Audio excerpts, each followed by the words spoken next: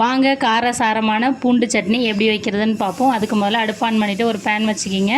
பேனில் 2 ஸ்பூன் நல்லெண்ணெய் ஆட் பண்ணிவிட்டு பூண்டு அரை கப் பூண்டை உரிச்சிட்டு ஒரு 2 நிமிஷம் நல்லா வதக்கிக்கிங்க.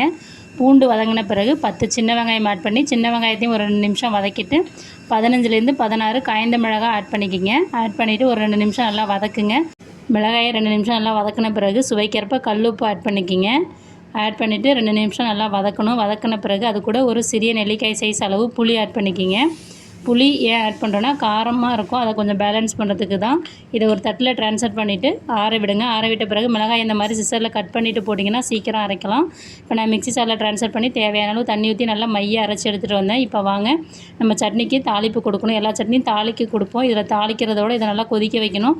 அடுப்பு ஆன் பண்ணிவிட்டு ஒரு வானலில் 1/4 கப் நல்லெண்ணெய், கடுகு, உளுந்து, ஜீரகம், கருவேப்பிலை ஆட் பண்ணிவிட்டு நம்ம அரைச்சி வச்சுருக்க சட்னி ஆட் பண்ணி 5 நிமிஷம் கலரி இறக்கினா சூப்பரான பூண்டு சட்னி தயார்.